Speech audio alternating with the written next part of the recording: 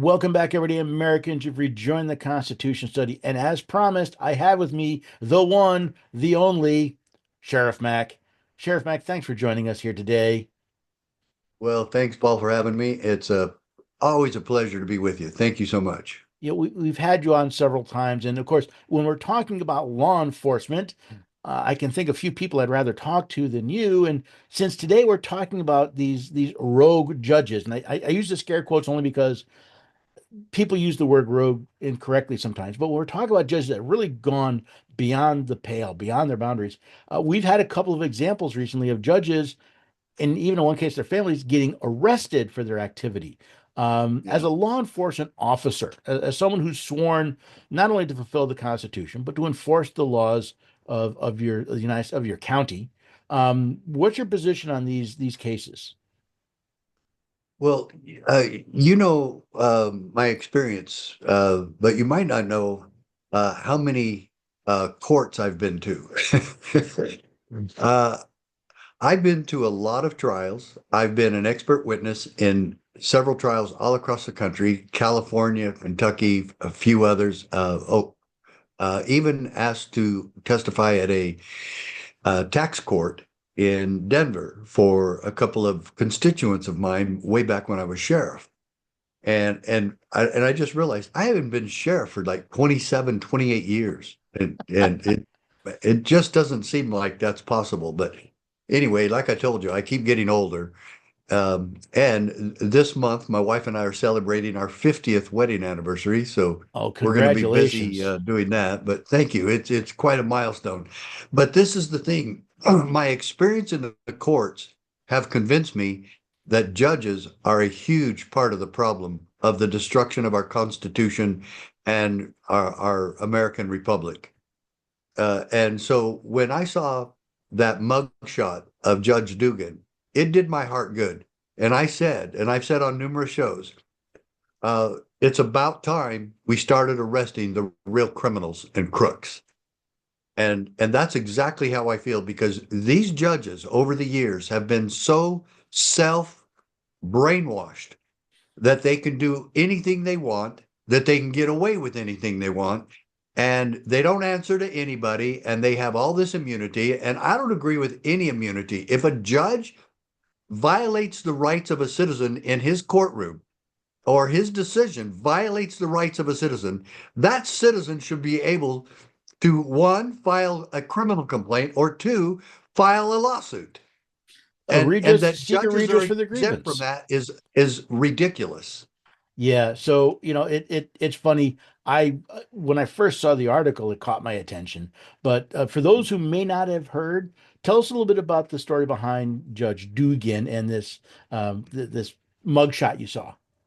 Well, yeah, and I've never seen an uglier mugshot. But first of all, she's not a nice looking person, and I hate to say that, but I call him as I see him. But then she's all scrunched up and crying and feeling awful about in her orange prisoner outfit.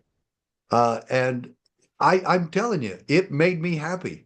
And so what she did is she's a Superior Court judge in Milwaukee, and she had a case with an illegal alien.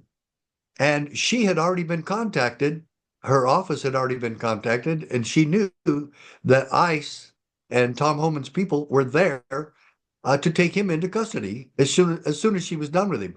So what did she do? She hit him and tried to get him out a back door where usually it's only used for jurors. And so she wanted to make sure that he wasn't caught by ISIS. And she did everything she could to make sure that he got out. And then now, when she did that, ICE is literally chasing the guy down the street. So look, my Supreme Court case proved that we do not have to cooperate with the federal government. Okay? We don't. However, you cannot aid and abet, and you cannot harbor illegal aliens or any other criminal in this country. And if you do that, you're breaking the law. So sanctuary cities, the mayors in such cities should be arrested. They should be, well, let me get the order correct. They should be criminally investigated and and then prosecuted. Okay, that's what all of them should do. They're all illegal. You cannot take your position as a public official and then try to aid and abet illegal aliens. And then that's another thing I would say. Alejandro Mayorkas should be investigated, and Sheriff Mark Lamb already conducted a criminal investigation on him about a year ago, and that's been sitting on the county attorney's desk in Pinal County, Arizona. Also, um, Biden should be investigated criminally, although I don't believe he's competent to stand trial because he's so demented. But Kamala Harris is. And these people actually not only aided and abetted, they did it. They made sure that these people were bussed in and flown in to our country. If And my so memory's allowing these criminals, and especially the cartels, who are the most ruthless, barbaric murderers in the world, except maybe for some of the terrorist groups in the world, but terrorists were allowed in, and the cartels were allowed in, and they set up shop now by the hundreds and hundreds of uh, doing their thing. They've literally set up shop in America, and the Democrats are proud of it and want more. yeah, So, and uh, fight any attempt to bring them to justice. And I find it interesting. So this was not the exactly. first time this gentleman had illegally entered the United States. So he was, if convicted, it was a federal felony, right? The second time you enter. Yeah. He was Yeah. not in this Judge Dugan's court for that. He was for in that court for another crime he had committed while he was here illegally. And Judge Dugan basically went from being a judge, not simply a criminal. She decided that the policies of the United States were wrong, and she was going to do something about it. That's and which is Yeah. well Yeah. beyond the scope of any judge in any jurisdiction. And again, she deserves her day in court, She but it's turned about crook. time she Yeah. actually goes to court. Yeah. Now, there was Yeah. And another. and I agree. She needs due process, but it would be kind of an irony that you would not need to read her Miranda warning, her Miranda rights. You don't need to read those to her. Why? Because we take judicial notice that she already knows what her rights are. So we don't have to inform her. But they probably did it anyway, just as a matter of Habit in routine. process, yeah. Just going to make sure, in case this judge is totally stupid, Hmm. which she obviously was. But for her to get involved in that kind of criminal activity, and oh, nobody can touch me, I'm a judge. And there's too many of those judges in this country, and they do not keep their word to uphold and defend, enforce, and obey the United States Constitution, which they are required to do by law, by the Hmm. sixth article of the Constitution. So when judges do this, like the judge in Tina Peters' case, uh, I was at that trial, and I can't remember if his name's Matt Bennett or Matt Barrett. Whatever he was, or whatever his name is, he was a horrible judge, and he was totally corrupt. And then he had to know this. She did not commit a crime. Preserving the vote tallies in her county as the county recorder is her job. Exactly. Whether she's right or wrong about thinking that there might have been a problem with election fraud, it doesn't matter if she was right or wrong. It matters what her intent was. And then this judge gives her 9 years in prison. She's never committed a crime before. She's a Gold Star mother, lost a son in the war, and here we are putting her in prison for 9 years because we want to make an example of her and make sure nobody else does anything like this. Because there is no other reason for it.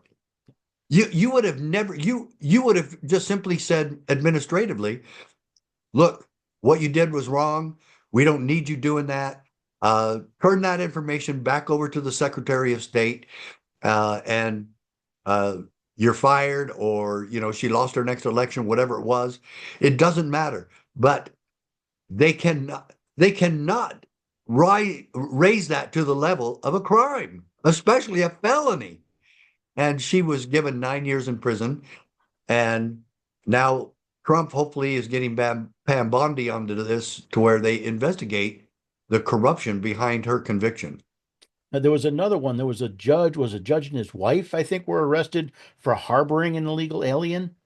Yeah, Um, in their home. and yeah, it's Yeah. okay. We're going to hire, like, same thing, right? The laws don't matter. The laws don't apply to us. No one's going to go after us because we're a judge. And it's And this. what did the Democrats say? Yeah, don't cross that line. Don't start arresting judges. To hell with you and your lines. If they're a crook, I mean, there was a judge in Pennsylvania that was illegally arresting uh, juveniles so that he could pocket money. Mhm. And the money was like huge on this. Every time they put a juvenile in a juvenile detention center, uh, they made a bunch of money. And so finally they arrested that judge. But I don't care what crime they're committing. I don't care how egregious or how innocuous. These judges are not above the law. Sheriffs should be investigating more judges and local corruption and politicians. And we should be going after these people and cleaning America up county by county. Yeah, absolutely. I mean, you know me, Judge or Sheriff. It's local is where everything starts, and local is where you have the Yes, most influence. It's where you have the most yes, impact. I think everyone should know their county sheriff. I've recently I've gotten involved in a couple of resolutions in the county that had constitutional issues behind them yeah, and concerns. We need to be involved. And like you said, no one's above the law. The judges aren't above the law. The problem we that I've seen is that we are seeing more and more judges that apply their policy, not the law. In fact, I just told my audience about a Well, case. and some of those policies are from their party that they belong to. I was just told my audience about a case of a judge saying that Trump cannot remove security clearance from a lawsuit firm because, well, we need lawyers.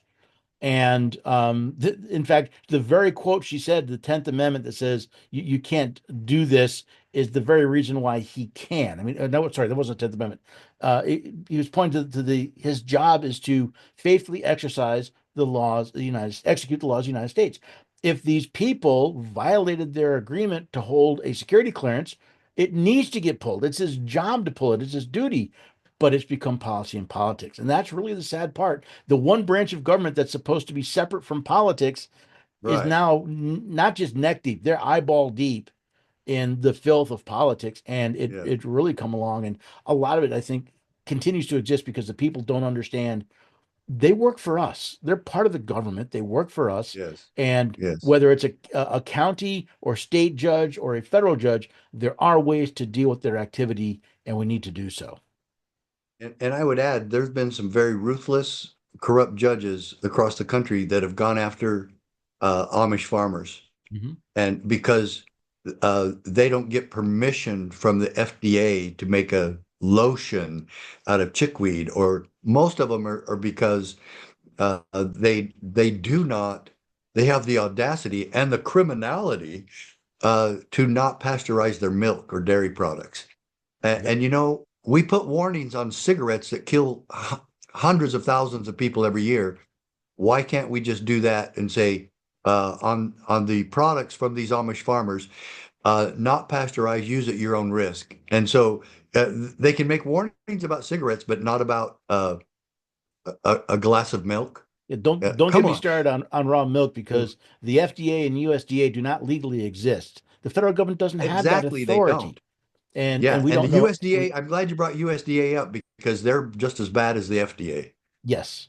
So the point is, we the people have a lot of work to do, and we really need to Yes. start in our counties. Again, get to know your sheriff, Mhm. interact, learn what's going on, and then once you learn what's And going we on, train people, we train all of you to do this. We train you how to work with your sheriff, how to get on his posse or help him form a posse. We have all that information at cspoa.org. Become a member. That's $11 a month. There's no contract. If you don't like what we're doing, quit. But we're just about the only peaceful and effective solution we have left. Now, I'm glad Trump's in there and he's done a great job so far. But we, the people, county by county, have a lot of work to do yet. Just like you said, Paul, it's absolutely true. And we've got to get back to our Constitution and the foundation that made America great in the first place. If we, the people, are not involved in that process, it's not going to happen. And we offer you a solution for that on a silver platter join us at cspoa.org. Absolutely. I'm glad you brought that up. It's an important part of the work that you do. It's an important part of Yes. the work that we can do. Give us the information that we need to do this. Sheriff, it's been great having you on. If anything comes up, I'll reach out. Hopefully, if you think of anything, you're more than welcome to join us here at the Constitution Study. Well, I will. Thanks, Paul. Thanks for having me.